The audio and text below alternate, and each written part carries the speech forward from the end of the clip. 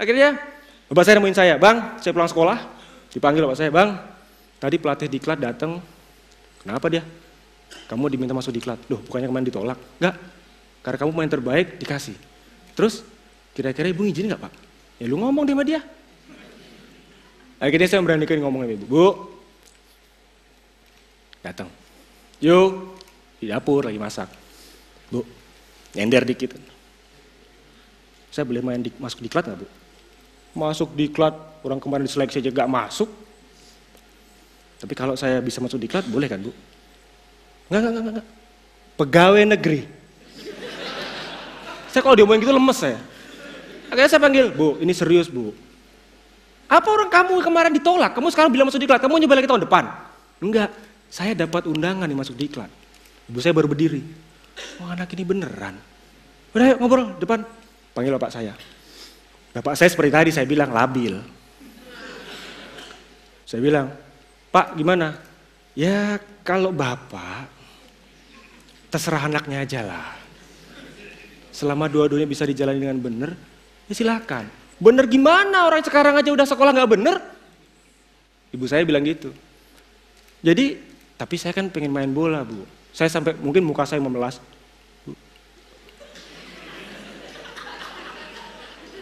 Gak ada yang pernah lihat saya begini kan? Saya bilang, akhirnya ibu saya bilang, ya udah kita bikin peraturan lagi. Apa bu? Saya bilang gitu.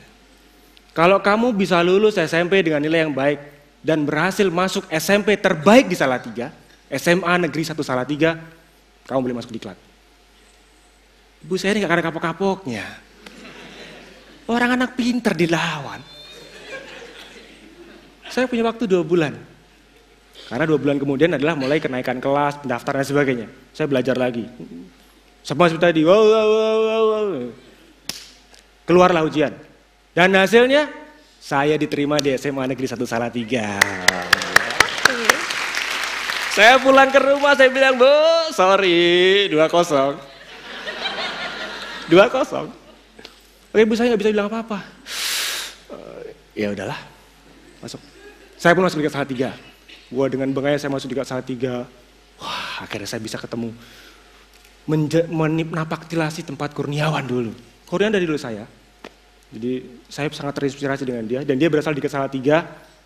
Jadi ketika masuk Salatiga saya langsung bilang, saya harus jadi pemain nasional.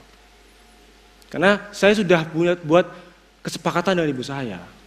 Jadi ketika itu saya lakukan, saya harus mempunyai target tinggi, saya pengen jadi pemain nasional. Kemampuan sepak bola saya pun semakin baik. Kelas 1 kelas 1 SMA, saya sudah mulai dipanggil tim nasional junior. Usia 19, 20 dan sebagainya. Permasalahan hadir lagi, kelas 2 SMA. Saya dipanggil masuk diklat Ragunan. Diklatnya tim nasional. Di mana semua pemain diklat di seluruh Indonesia pengen main di sana. Ketika suratnya datang, untuk kesekian kalinya saya bilang ke ibu saya, bu, ibu saya jangan bilang no, neken.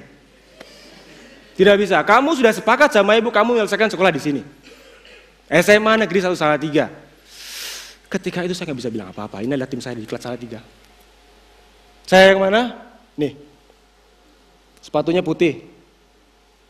Tapi sepatunya itu mereknya sama bawahnya beda. Palsu sebenarnya. Sumpah itu palsu. Tapi sepatu ini membawa saya menjadi top skor nasional.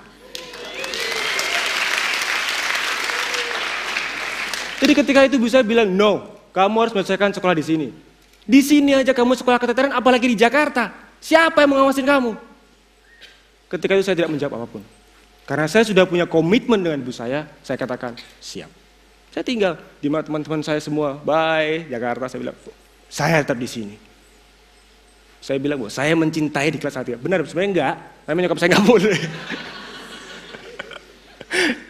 Akhirnya saya pun tetap bermain di diklat, tetap sekolah di sana, dan akhirnya saya lulus dengan nilai yang baik. Sekedar untuk diketahui sedikit, bahwa di usia 18 tahun, sekian ratus hari, saya sudah menjadi pemain nasional, level A. Tim nasional senior, ketika ini fotonya. Jadi ketika itu Saya sudah bermain dengan pemain-pemain seperti Mas Bima Sakti, Mas Kurniawan, Aji Santoso, Rocky Putira, Widodo Ceputro, dan sebagainya. 2 tahun setelah saya tidur di diklat, saya masuk pemain nasional.